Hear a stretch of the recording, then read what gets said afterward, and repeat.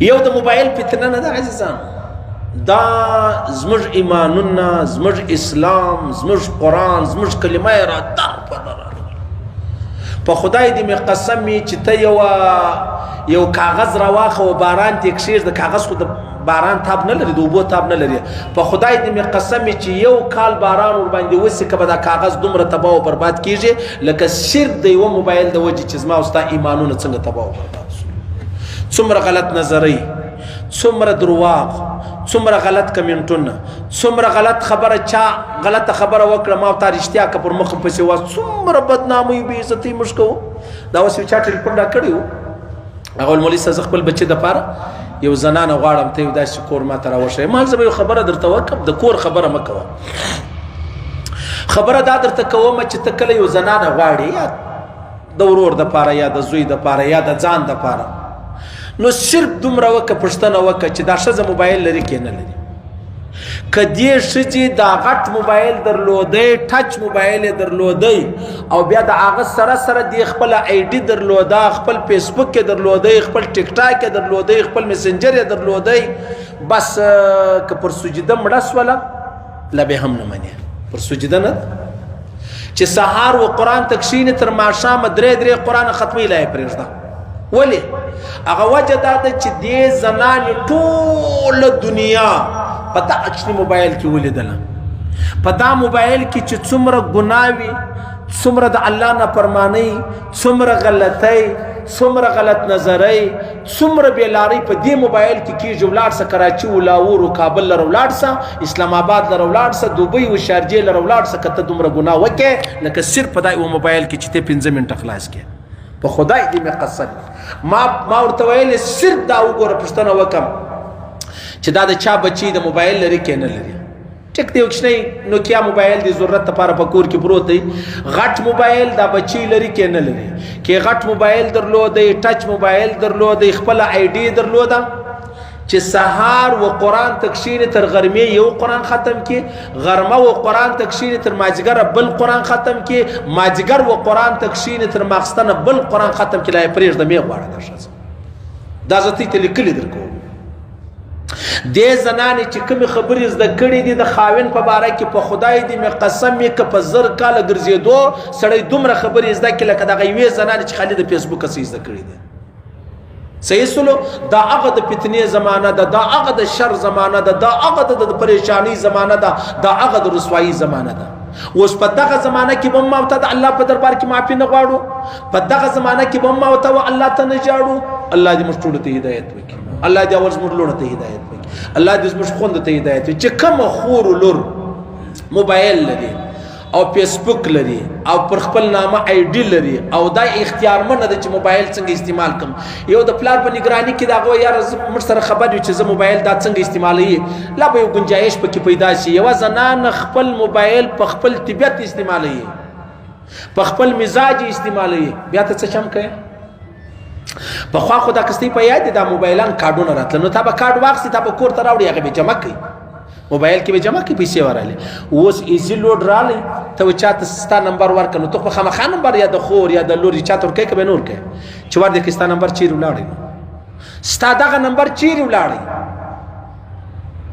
بس قرار تاله سبا پر دې میسیج راځي، یو رالی یو نه ګورې، دوه نه ګورې، 5 نه ګورې، 6 نه ګورې، سلم به خامخا ګورې د چا میسیج راغلی دی او څه راته وایي. تی به دې خبره سره خلاصېږي که یا زما استاد د لور په لا اله الا الله که کینسر دومره لویه بیماري ده لکه صرف دا موبایل آی ډي او فیسبوک چې څونه بیماري ده. ولې دا کینسر زما استاد د جسم بیماري ده، مړه بس نو څه دي چې مرو، او دا موبایل چې دی دا زما استاد د روح بیماري ده، زموږ روح یې را تباه کوي، او د روح بیماری چې دغه انسان جهنم ته رسوي. انسان چې د جسد د خوا، د بدن د خوا، د وجود د خوا بیمار شي جهنم لري نه بیایي. د روح د خوا چې سړی بیمار سلو، روحاني بیمار سلو، بد نظری را واخله، حسد را واخله، عناد را واخله، بغض را واخله، غلط کمنټونه را واخله، غلط ویډیو را واخله، غلط میسجان را واخله. خو وګورئ دلته اوس د یو زنان هلته خبرې سره شروع دي چې د دې ویډیو چې د هغه چا شیر کړي دي، چیرې تللي دي، څنګه تللي دي. اوس څه چم کوي؟ وسه چم کوي دا د هر خور د هر لور سره دا خبرې چې دا تړلې دي، د هر خور د هر لور سره دا خبرې تړلې د الله په خاطر درته وایم لخپل لور موبایلان واخی د الله په خاطر درته وایم چې سبا ژاړي، سبا زاری کوي، سبا خواستی کوي، سبا د باندې نه راوځي، سبا د بیا شونډان پنځه ځای چې دی هغه چاودل سوي نو تر هغه دا خبر جون وایخ کدا وای ز ځان وژنما ورته مبارک د خپل ځان ورسره مړ کبر پنکای راوځي تو خود تو مړه کې دی په بی عزتی مړه کې دی په ګناه کې مړه کې دی په بی ارزي کې مړه کې دی ورسره خپل ځان مړ کړو څه دي چې مړ کړي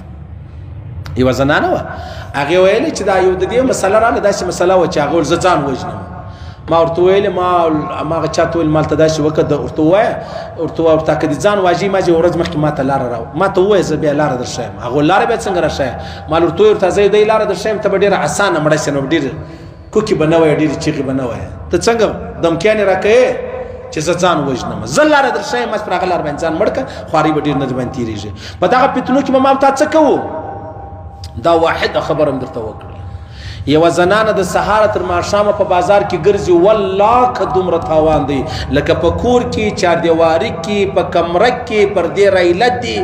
یو دیوال دی بل دیوال دی بل دیوال دی په دا کې ناسه د موبایل لري قسم په خدای کا د بازار شزو دومره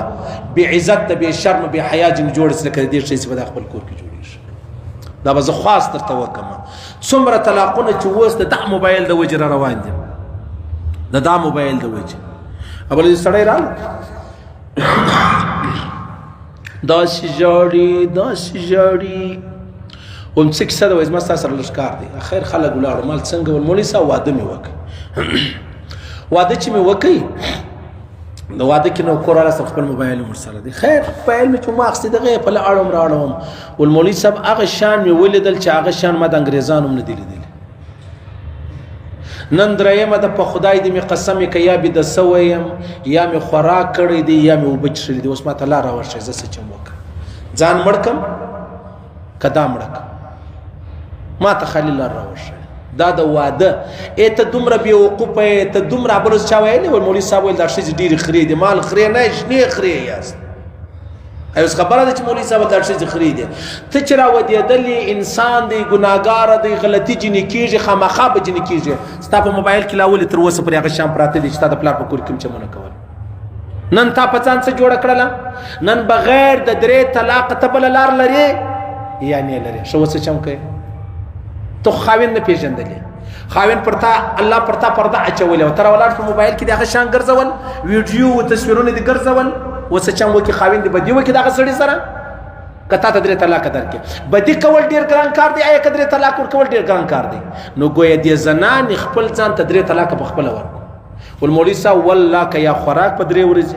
یا چشاک یا خوب ما کړی دی ډېر محترم سړی یم ډېر محترم سړی یم سبحان الله نو څومره لوی فتنې دي عزیزانو د دا موبایل د وجه به زما او ستا کورونه بدنامه کېږي بې عزته کېږي رسوا کېږي شرمنده کېږي به دا موبایلان د مابین څه وباسي الله دې هر مسلمان وساتي الله دې ما ته راپېښه کړي که زه د یو مسلمان د یو مسلمانې خور یا د لور دا فکر ولرم چې کشکې د دې په باره کې داسې وي الله دې زما و لور ته زما و ښځه ته العیاذ بالله نعوذ بالله ازمایش نه غواړم امتحان نه غواړم دا زما د خبرو ستې بله معنا مه اخلئ چې مولوي صاحب ته دومره سختې خبرې کوي ته نو چیرې دی پاکې ته دا چې ملایکه راغلی خدای به تا وشرموي که زه د چا د لورو د خور د مور بېعزتي غواړم الله رب العزت د حشرګاه پر میدان ما زما لور او زما کور والا شرمنده کړي بلا حق نه راباندې لرئ صحیح ده ډېر فکر به کوئ ډېر فکر به کوئ سبحان الله